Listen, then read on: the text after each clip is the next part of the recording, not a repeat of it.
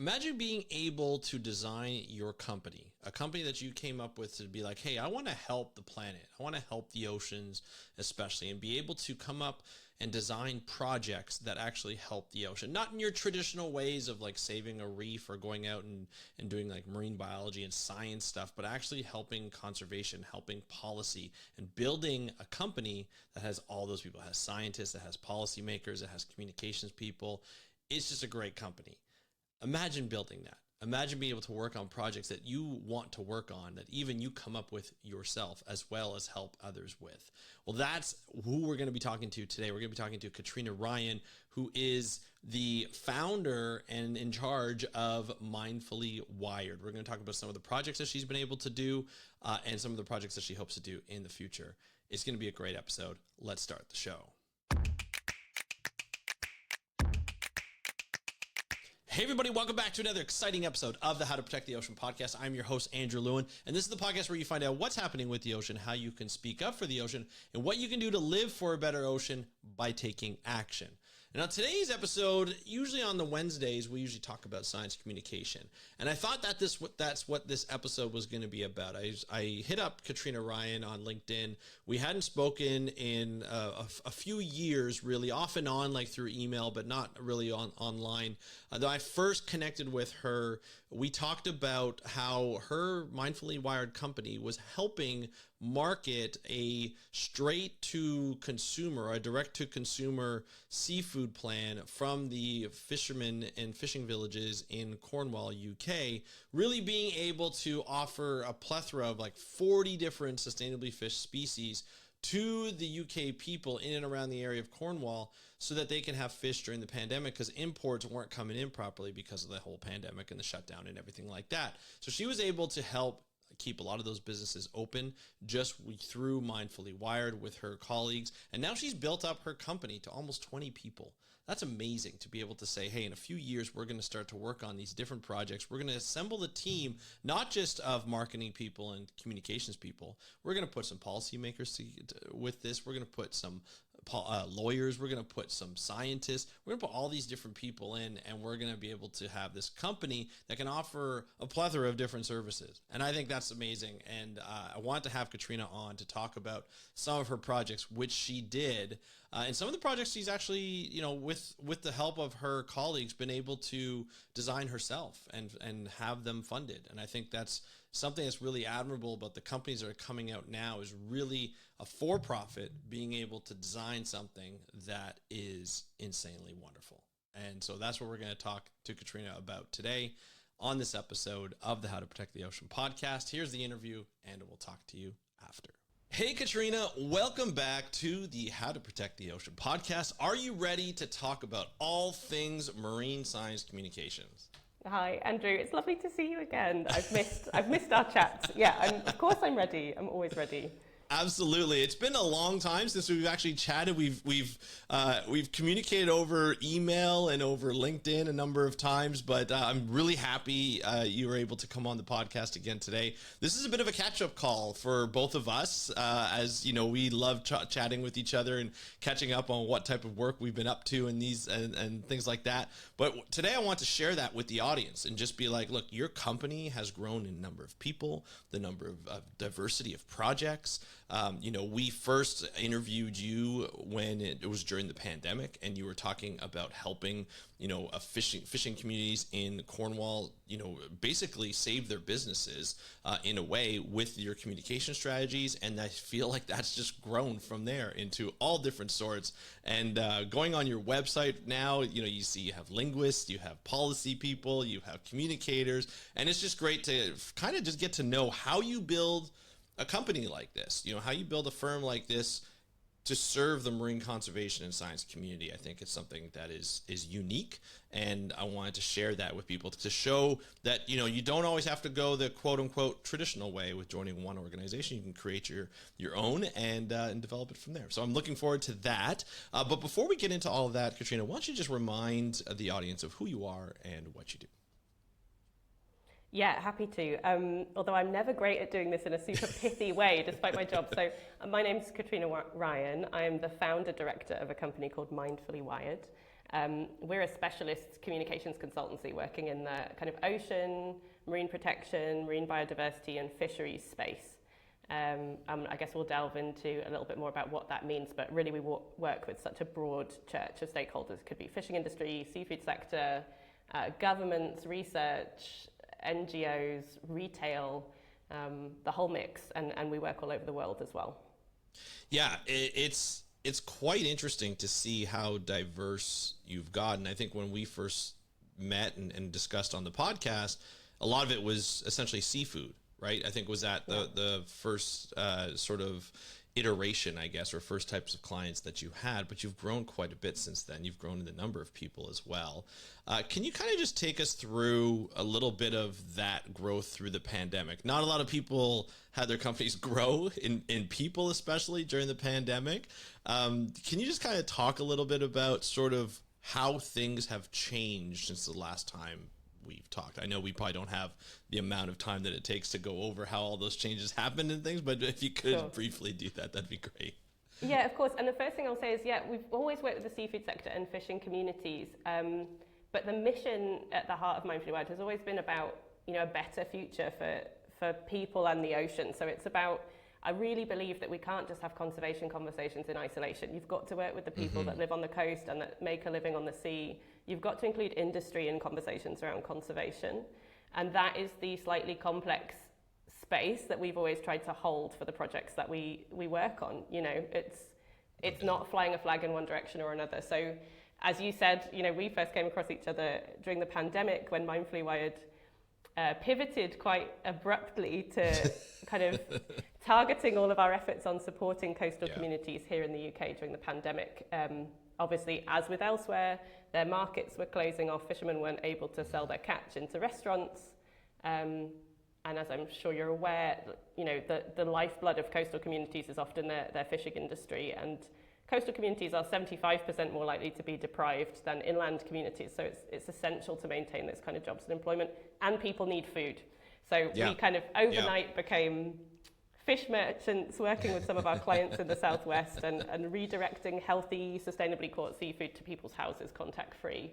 And that was wild for us. That was really odd, really exciting, really energizing, completely restructuring the business, working with new partners. But behind all of that, there was still important advocacy and communications work to be done. The bigger seafood and fisheries and marine conservation organizations still needed to advance their agendas during the pandemic.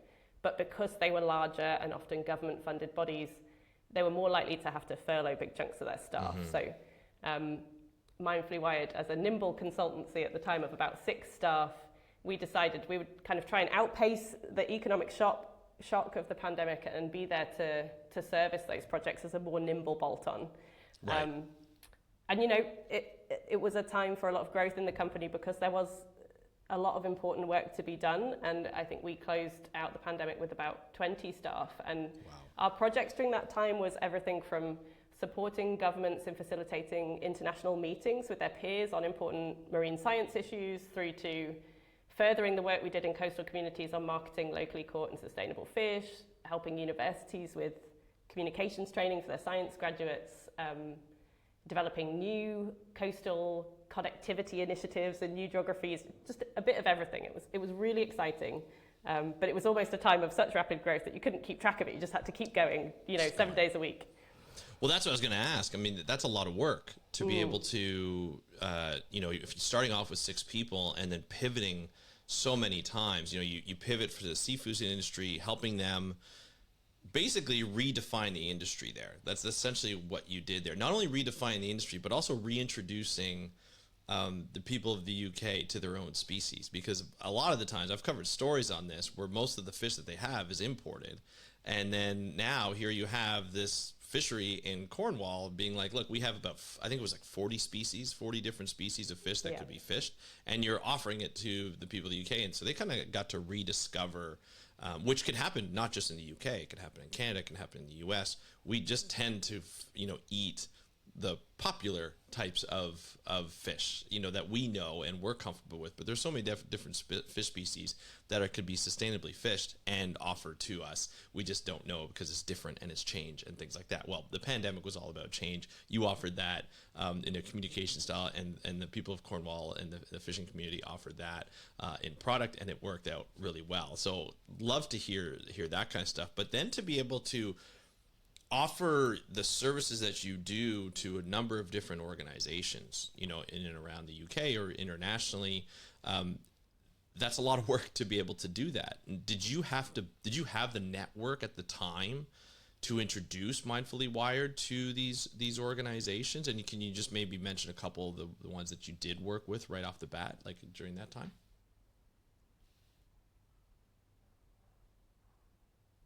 Did we get cut? I'm sorry, I lost the last part of that question. Do you Yeah, mind sorry. repeating No, the I'll repeat it. question? No, that's it happens every once in a while. It gets cut, so I apologize for that.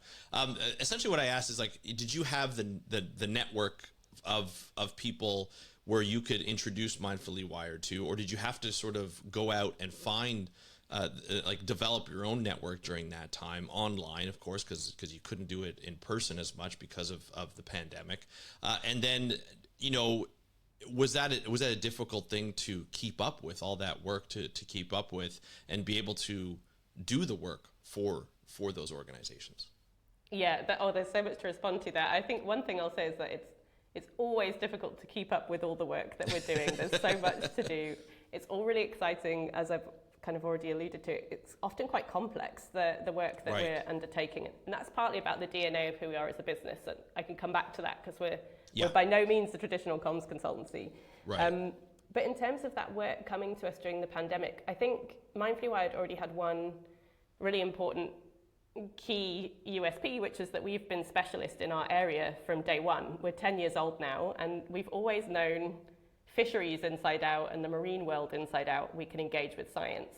So there's very few bolt-on agencies that can also bring creative thinking that can engage at that level with the complexity of marine management and fisheries management. So we had a good network in the sense that people knew kind of who we were. Mm-hmm. And I think what the pandemic was a time for us showing the breadth of what we mean when we say communication. So I don't mean an off-the-shelf PR package. I mean, we can build you a website, we can make you an incredibly moving film that we'll also script and package and distribute, but we will also, develop your long-term strategic vision for your organization and write a comms and governance strategy that sits alongside that. We'll help interpret your science and communicate that better. We will hold events for you, whether that's online or in person.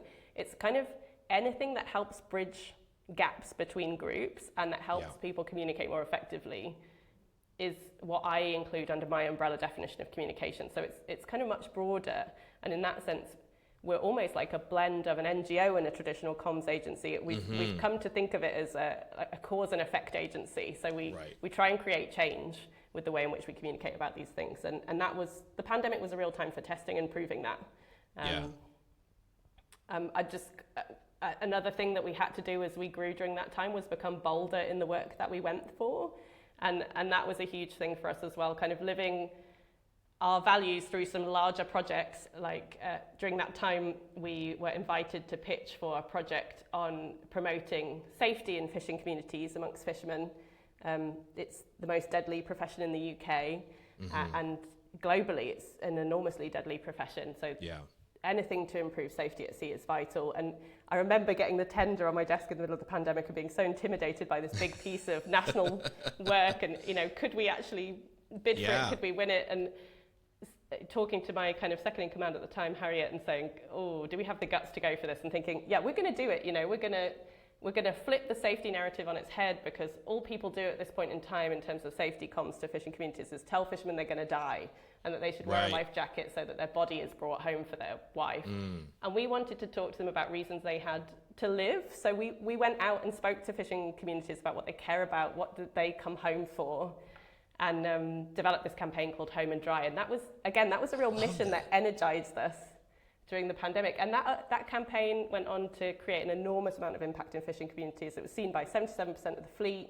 Around 70% of people took action as a result of it. We've won awards. We had a award-winning artist, Johnny Flynn, write a song especially for us to be the track behind the video. And, it's been one of those campaigns we can feel really proud of, because at a time when fishermen were perhaps more desperate to get out to sea to catch when they could during the pandemic, we wanted them to be safety minded as well. So when I think back on that time of crazy growth and the pandemic, it's also a time when we were perhaps more or most fully expressing our values in the type of work we were acting on.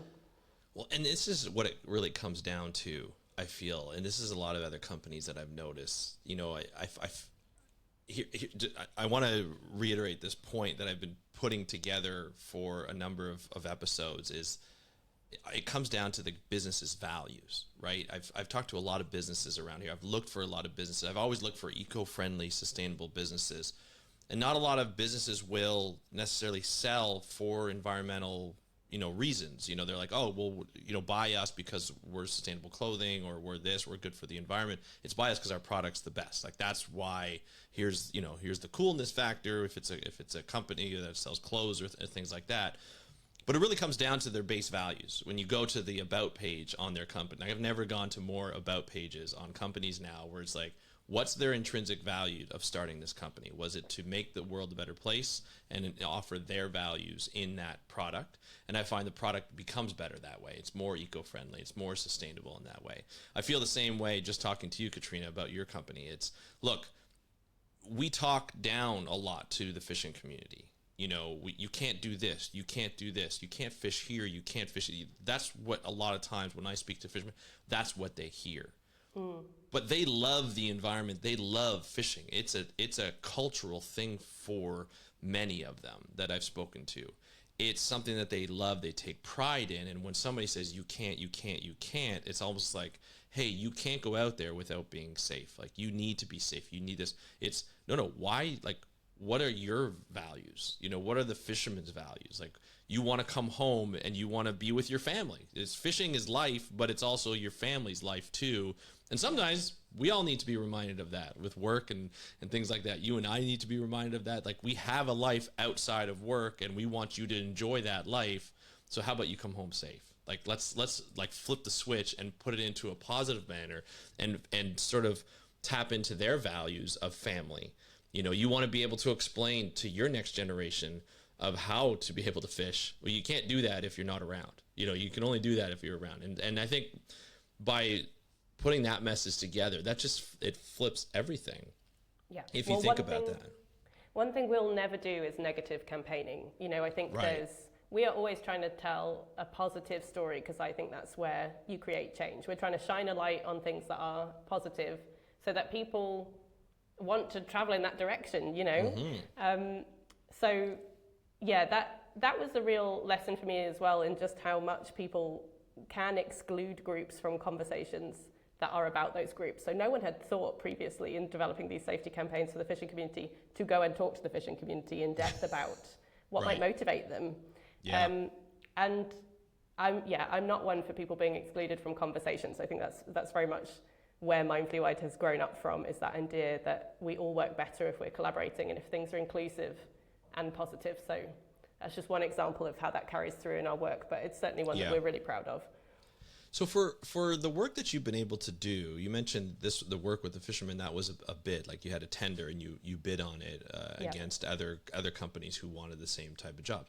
Are most of your jobs, from grant writing or from bidding on specific things, or some of them just from relationships that you've built with some of the companies or organizations over the years? Because if you think about a lot of nonprofit organizations where most of the work you would think would come from marine conservation, they don't necessarily have a lot of money to be able to pay an organization where it's profitable for, your company to do that. I might be way off base here, but I was just wondering, like, how do you land a lot? And don't take any secrets. Don't tell me any secrets here. But how does a company like yours land a lot of the jobs? Is it through tender? Is it through just sort of relationships? It's a little bit of both. How does that work? So there's three pillars to this, and no secrets at all here. Just the first one is word of mouth. We've always benefited enormously from that. We get a lot of organic outreach from potential clients. We get a lot of repeat business. That's our stickiness factor. Lots of our clients stick with us for years on end, which we're very grateful for, and we love building those long-term relationships. Of course. Then we have the tenders where we'll see something and we think, God, that just feels so Mindfully Wide. We're definitely gonna go for that one. And I think it's not just me on the team. Lots of us love a pitching moment. So those can be lovely, creative times in the team when we're coming up with a vision for a project. And then the third one is the one that maybe excites me the most and is, again, perhaps an area where we're slightly odd or rare as a business, is that we'll identify an issue that exists, something that we think needs addressing and resolving or isn't getting enough attention. And we will develop a project that we think can plug that gap. We'll see who we think we want to work with on that, and we'll go out and find the funds and then create that project ourselves. We'll introduce that into the ecosystem, the landscape that we're working in. And so those are some of my favorite initiatives. So yeah, I get butterflies just thinking about it. Do I have time to give you just 3 quick examples? Absolutely. Yes, you do. So the first one, our oldest one, that is kind of a concept we developed and then went out, got funded, and is still running to this day, which is 6 years later, is we run something called the All-Party Parliamentary Group on Fisheries in Westminster. So that is a fully cross-party platform within the system of Parliament that holds events and conducts research to basically increase the knowledge base on fisheries and marine issues within Parliament, so that the legislature can make more informed decisions around policy and law. That was something that I had in my mind, well before Mindfully Wired, that I wanted to do. And then when the Brexit vote came around and fisheries was such a totemic issue in the UK, but it's so complex and it's so different depending on where you are, it felt like a real moment for parliamentarians to need to have access to some free, broad, sector-wide source of information brought to them so that they could comment in an informed way on these important issues that are at the heart of Brexit. So we secured some funding to run that within Parliament, and we do run that. I should say at the moment we technically don't exist because we've just had a general election over here, but we are out recruiting new MPs to come on board with our all-party parliamentary group, and we have an enormously ambitious programme of research and events moving forwards. And that is about open access to democracy, it's about open access to power for the sector, it's about our decision makers being really, really well informed, and it's about there being a space for everyone at the heart of Parliament. So I love that, and we've been very lucky to secure continued funding to keep that going. So that's one of our own. Even just to have that level of federal government, not influence, but you're putting that together at the federal level. That's going to change things. That as a company, it's that's going to change things. Yeah.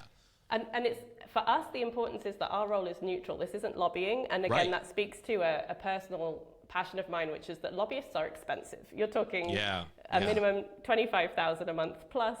I used to work in Westminster, so I know lobbying. I just choose not to use that because it's an exclusive form of access, and I think people should be able to approach their decision makers on an equal footing. So by creating this all-party parliamentary group, we can have fishermen from Scotland, Cornwall, Wales, the East Coast there with academics, NGO, people who would never have a lobbyist can be there having the conversations they need to have. So then a really exciting project, I feel like you'll like this one, is a piece of tech development that we formed a consortium around a few years ago with a government science body called CFAS, the Zoological Society of London, and an engineering firm called Arabada, who are amazing, to think about how to improve at-sea monitoring systems for fishermen so that they're less burdensome for scientists to interpret the data from. At the moment, you just get 24 hours of video footage. They're expensive, big chunky pieces of kit, 15 grand a system, that kind of thing. And specifically, we wanted to work on one that might work to capture better data about interactions with endangered species like dolphins, porpoises. Right. And so that project, again, is ongoing, but we're also now kind of really testing out in the field a product that we call Insight 360, which is a small kind of plug-and-play machine learning device that has a voice-activated node, an underwater acoustic recorder, and continuous video monitoring. As I say, it's continuous learning, it's AI, so it's better with time, and fishermen can speak directly to it and effectively, therefore, annotate the video footage that is bounced back to scientists via satellite, so it's much more efficient. But at the end of that project, all the designs, all the specs will be made totally open access for other people to build the same thing. The point of the kit is it should cost just 100 quid or so, really, really affordable. And we want it to go global because it can help fishermen, it can help the marine environment. And it shouldn't cost so much money to monitor effectively at sea. So that's another one. That's been incredible to work on because I'm no engineer, but I could, we each tripped in our little bit of expertise. Yeah. And then the third one I wanted to mention just quickly, because it built on that coastal communities and spreading knowledge around seafood, kind of improving a seafood palette from a breadth perspective, tasting local. We also secured some funding to do a brief pilot study in Cornwall after the pandemic, working with a processing company, a local fleet, environmental consultants, and a chef to identify 2 top species where, if we ate more of these, they're totally sustainable, it would take pressure off other slightly less sustainable stocks, and the consumer doesn't know anything about them. How do we introduce them? What are the constraints from a processing perspective? How much does the fleet need to make per kilo for these to be viable target fish? What can our chef do to introduce these to a broader audience? And we did a 3-month feasibility study on these 2 fish, Megrim sole and spider crab.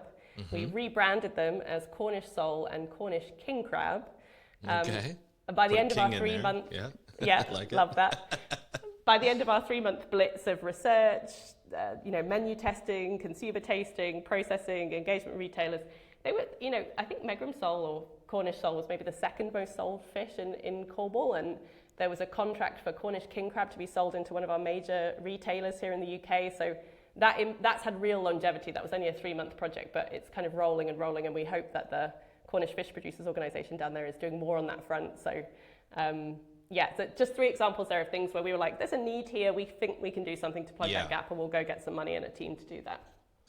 Can I just say something? First of all, unreal.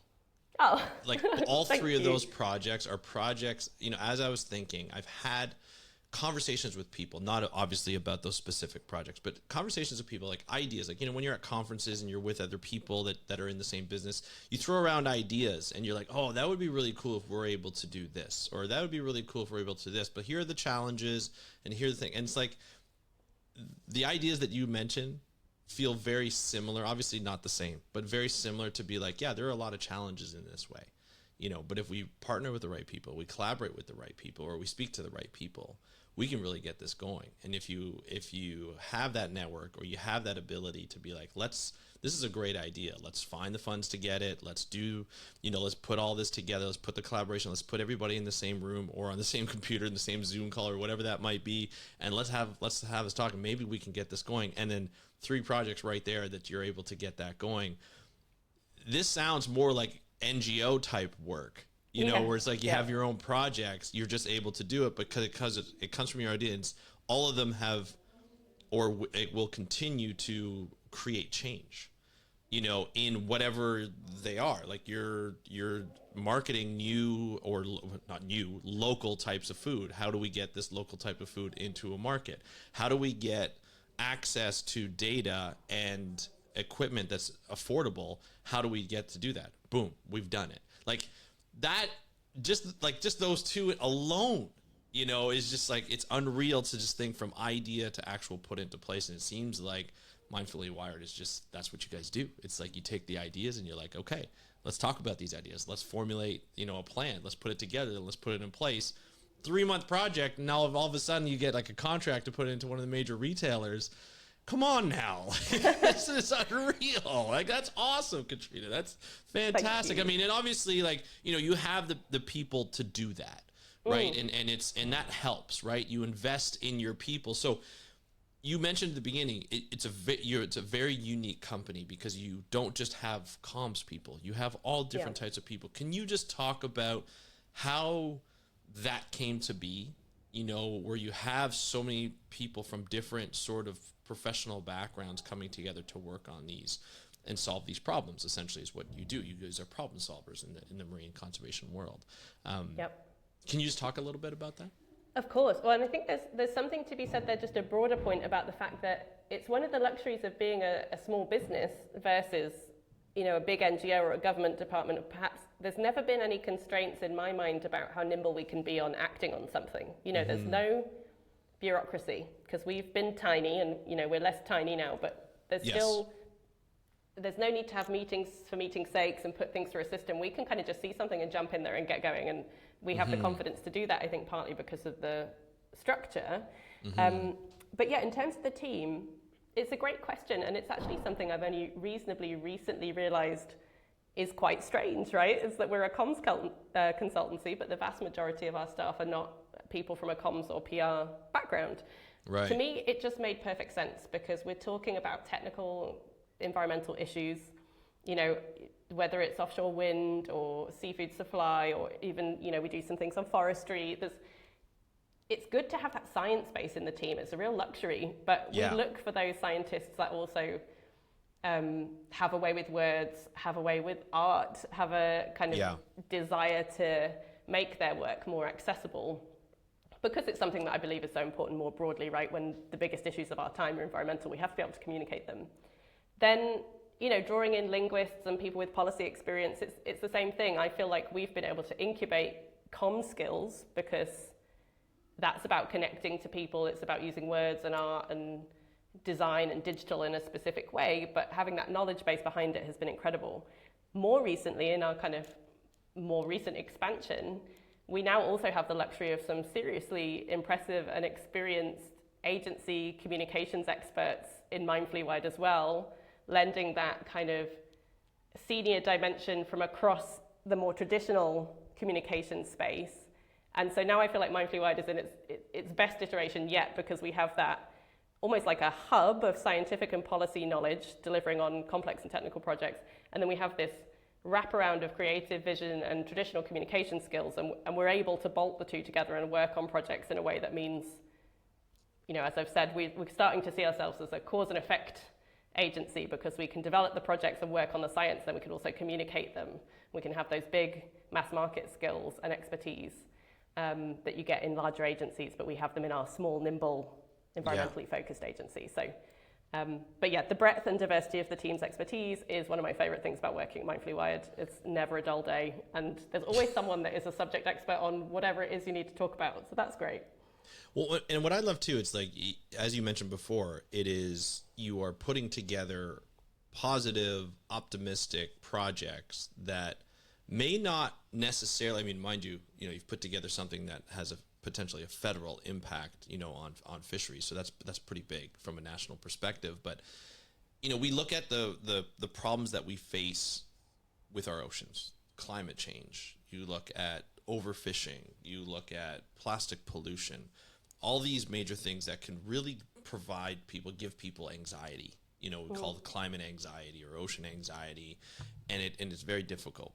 But you are focusing on these projects that provide results and positive results in the way, like even in their potential from a futuristic point of view, but also from sort of the impact level. And you're kind of like, cutting away at some of this anxiety, like taking it away and kind of giving people sort of this positive outlook. Like that's how I see it, from my perspective anyway, in terms of the work that you're doing. I know a lot of the work is focused around, helping these organizations and helping, sort of like a fishing community, to get more access and things like that. Do you talk to the public, or do you have mechanisms to talk to the public to provide some of the information on some of these projects that you're doing, to show some people, like in the UK, I know the UK, you've gone through a lot of changes over the last couple of weeks, and people are asking for change. Just Stop Oil, one of the organizations that making headlines around the world with their protests and people wanting change in Europe. You have the Greta Thunbergs of the world who are trying to make change, but oftentimes it gets aggressive feedback, let's just say, from sort of deniers and naysayers. The work that you're doing, do you have those mechanisms to the public to just kind of say, hey, check out what we're doing here? It's pretty cool that we're doing this, and because it's such a positive thing. So that's a really interesting question. We don't go out and do a lot of proactive storytelling about our work because, what we do is, for the vast majority, it is the work of our incredible clients. So we are lucky to be bolt-ons to their teams, and so we want their projects to become visible, and for some of those that is a general public audience, that's a consumer audience. For some of our projects, it's governments. For some of them, it's science. So I guess we always try and stay slightly out of the limelight in that way. Yeah. It's actually unusual for me to talk about Mindfully Wide, and it's a treat. It's really nice to talk to you about it, but it's not my normal kind of speed. I'm more used to talking about a client's mission than my own, or our own, because it certainly is collective within the team. But we also try and engage the public in ways that help them craft and deliver their own mission. So a really brilliant piece of work we did a couple of years ago was with Surfers Against Sewage to facilitate and bring together, I think it was 200 youth activists for climate, and co-author the first youth ocean and climate manifesto to deliver to 10 Downing Street. And so that was a lovely way of kind of directly engaging with a new constituency of the public. And oh my goodness, these youth activists knocked my socks off. They were like 7 up. They were so well informed, so charismatic, so clear on what they wanted in their manifesto and how they wanted to be expressed. So that was an incredible piece of work, reaching a kind of new sector of the public. And I'd say another thing we do in terms of kind of public, perhaps more public outreach, is we go into universities and run training courses in normally for kind of master's or PhD level scientists in the environmental space, and helping them think about what their work is, the impact it could have, and how they might want to communicate that impactfully as they develop their own careers. So I like to kind of spread this gospel of, you know, don't work hidden away, don't work in a silo, reach out, connect, collaborate, communicate. If you don't know how, find someone who does, work with them. You can make amazing change if you can develop partnerships, and that's you know, good communication skills are part of developing effective partnerships.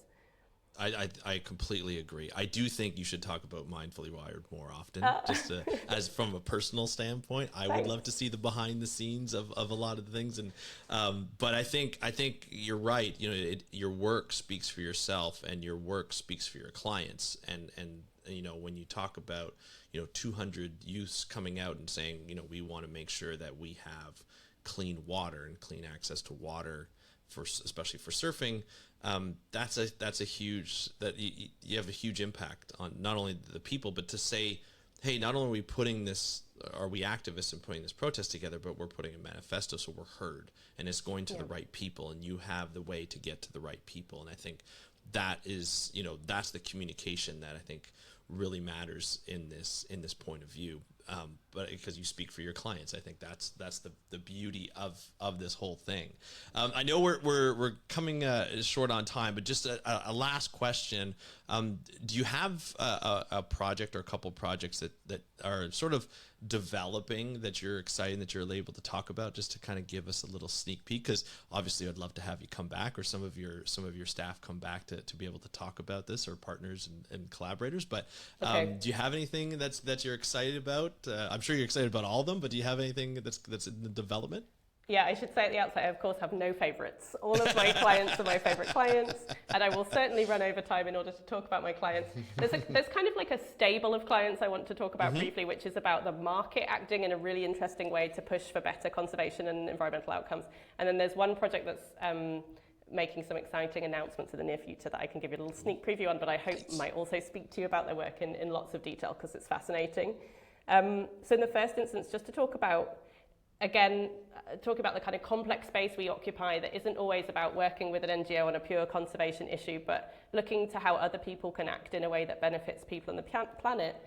We've got a kind of 3-client stable at the moment at Mindfully Wired of big, like pre-competitive collaborations between huge companies in the supply chain, retailers, buyers, processors, literally billions of pounds of global purchasing power. And it's fascinating to see this movement now, these coalitions forming around specific environmental and social issues where they want to drive positive change, and they're saying government isn't moving fast enough.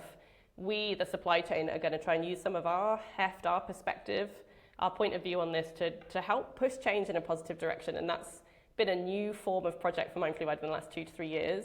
They're very advocacy focused, but you know, we've got 3 clients we're working with at the moment. One, the North Atlantic Pelagic Advocacy Group is pushing hard for Europe and Iceland, Greenland, the UK, Norway, Russia, all vested coastal states to come together and act responsibly, follow the science, and fish 3 pelagic stocks in line with sustainable science-based management in the Northeast Atlantic. That's a big mouthful, but we're talking about Atlanto-Scandian herring, mackerel, and blue whiting, iconic stocks in the most data-rich fisheries on the planet that are currently being fished beyond scientific advice due to a lack of political agreement.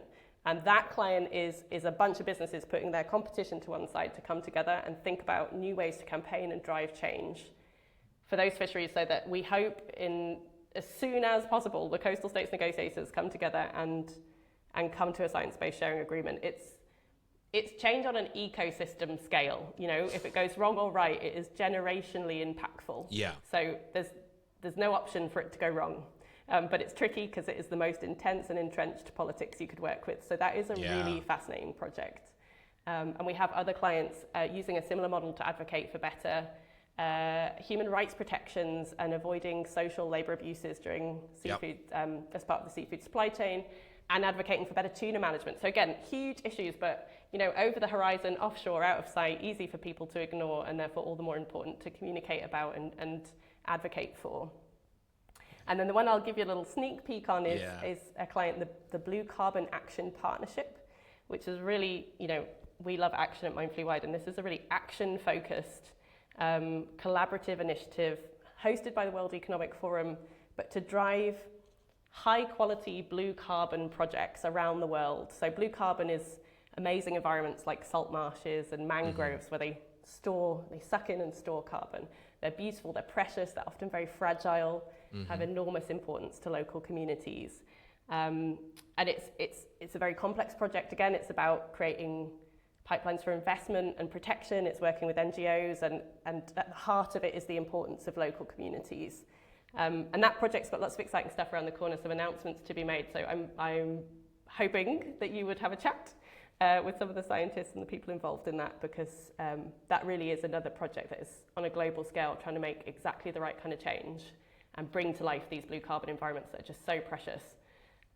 So yeah, you can hear from how I talk about them. It's all too exciting. There's not enough hours in the day, but thank you for asking. I love that. I'm excited. Maybe we could have some of your partners on to talk more about those projects on in the future. And of course, Katrina, we'd love to have you back on to get updates and talk more about science communication. And I think it's bringing, you know, I think what you've built and what you continue to build with the people that you have in the company is not just communications, it's change. And I think that's really, really huge. And it gives me a lot of hope in this industry of communications and conservation and inclusivity and diversity. I just think it's really great. I really love what you continue to build here, and I'd love to have you on and talk more shop and so forth on the podcast, and maybe off the podcast, but definitely on the podcast, so the audience could get to hear about all the wonderful projects that you're working on and that your company's working on. So thank you so much for joining us. We really appreciate it. Thank you. Anytime. It's been a pleasure. All right. Thank you, Katrina, for joining us on this episode of the How to Protect the Ocean podcast. I just love the fact that I got to hang out with Katrina. There's so many more things that I wanted to ask her, and I'm hoping that she'll be able to come back on soon to be able to talk about more of the projects that she's working on through Mindfully Wired, and why. You know, I think when you start to look at the way people are building out their projects, people are building out their firms and their companies and what they want to do around oceans. I've met a lot of people in different avenues, from storytellers to marketers to business people to startups to scientists, and they're all doing different things, but with the goal of protecting the ocean. And over the next number of months, I'm going to be trying to interview people who are working with companies, or building their own company to provide options, alternative options to what we think are wasteful options. In fact, on Friday's next episode, I'm going to be talking to Regan Kelly, who is one of the founders and people of her family that work on Better for All, which sell compostable cups, commercially compostable cups. This is something that is absolutely amazing. She's working on this. They just did a job where they supplied all the cups for the Tortuga Festival in Florida, and it's great to see companies and organizations working towards this common goal of just being sustainable and putting it out there, not expecting, handouts from the government, just saying, hey, you know what, here's a problem that we see. We're trying to solve it because that's what business people do. And we're trying to solve it in the right way that they can feel good and follow their family values. And I think that's really important. So we're able to do that. We're able to do that with Katrina Ryan. And next episode, we're going to be able to do that with Regan Kelly. And I'm super excited to be able to present that to you. So if you don't want to miss this, the next episode or episodes after that, don't forget to follow or subscribe on your favorite platform. And just to let people know, for those of you who have listened all the way through, those of you who are listening on through Spotify, you can now add comments. I think they started to add out comments. I'd love to hear your comments if you're listening through Spotify, or if you don't normally listen through Spotify, maybe you listen to it later on. And so there's options there that you can do, that you can use. So there's comments. We're going to put polls together in the future, and there's just a much more interactive way to engage with people through Spotify with your favorite podcasters like myself. Hopefully I'm your favorite. But you can check that out. And you can also see I'm actually started to put up video podcasts on Spotify because they're now allowing that. So a little different way of doing things, but it'll be a lot of fun. So I hope you enjoy that. Let me know your experience on Spotify if you normally listen to it, or if you're converting over to that. Love to hear your experience with that. But it doesn't matter how you listen to the episode. I just want you to hear it and share it with your favorite people so that they can get the most out of this podcast, and you can get the most out of this podcast, and we can share that message of how to protect the ocean. I want to thank you so much for joining me on today's episode of the How to Protect the Ocean podcast. I'm your host, Andrew Lewin. Have a great day. We'll talk to you next time, and happy conservation.